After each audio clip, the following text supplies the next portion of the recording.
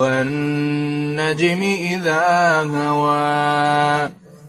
ما ضل صاحبكم وما غوى وما ينطق عن الهوى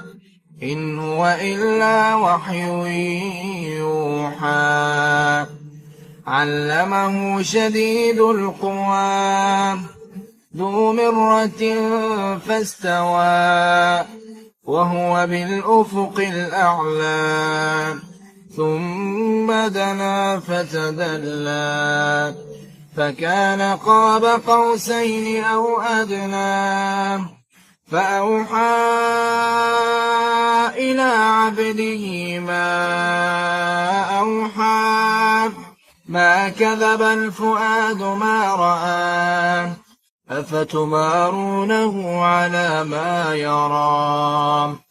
ولقد رآه نزلة أخرى عند سدرة المنتهى عندها جنة المأوى إذ يغشى السدرة ما يغشى ما زاغ البصر وما طغى لقد رأى من آيات ربه الكبرى أفرأيتم اللات والعزى ومناة الثالثة الأخرى ألكم الذكر وله الأنثى تلك إذا قسمة ضيزى إن هي إلا أسماء سميتموها أنتم وآباؤكم ما أنزل الله بها من سلطان إن يتبعون إلا الظن وما تهوى الأنفس ولقد جاءهم من ربهم الهدى أم للإنسان ما تمنى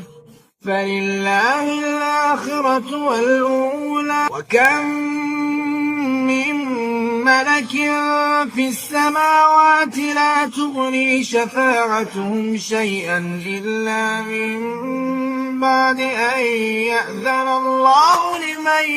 يشاء ويرضى إن الذين لا يؤمنون بالآخرة ليسمون الملائكة تسمية الأنثى وما لهم به من علم إن يتبعون إلا الظن وإن الظن لا يغني من الحق شيئا فأعرض عمن تولى عن ذكرنا ولم يرد إلا الحياة الدنيا ذلك مبلغهم من العلم إن ربك هو أعلم بمن ضل عن سبيله وهو أعلم بمن اهتدى ولله ما في السماوات وما في الأرض ليجزي الذين أساءوا بما عملوا ويجزي الذين أحسنوا بالحسنى الذين يجتنبون كبائر الإثم والفواحش إلا اللمم إن ربك واسع المغفرة هو أعلم بكم إذ أنشاكم من الأرض وإذ أنتم أجنة في بطون أمهاتكم فلا تزكوا أنفسكم هو أعلم بمن اتقى أفرأيت الذي تولى وأعطى قليلا وأكدى أعنده علم الغيب فهو يراه أم لم ينبأ بما في صحف موسى وإبراهيم الذي وفى ألا تزر وازرة وزر أخرى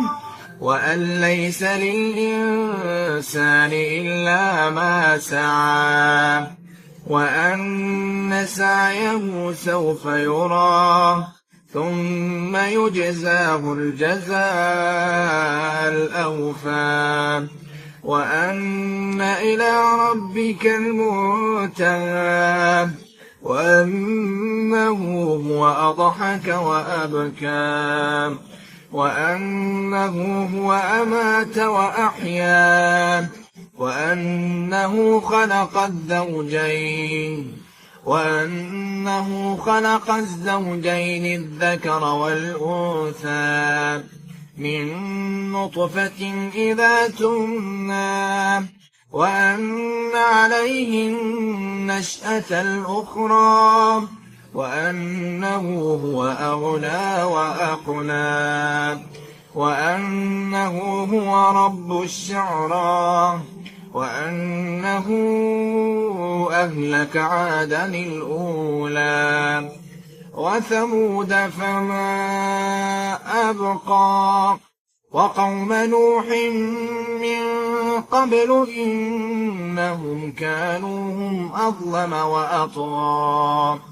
والمؤتفكة أهوى فغشاها ما غشا فبأي آلاء ربك تتمارى هذا نذير من النذر الأولى أزفت الآزفة ليس لها من دون الله كاشفة أفمن هذا الحديث تعجبون وتضحكون ولا تبكون وأنتم سامدون فاسجدوا لله واعبدوا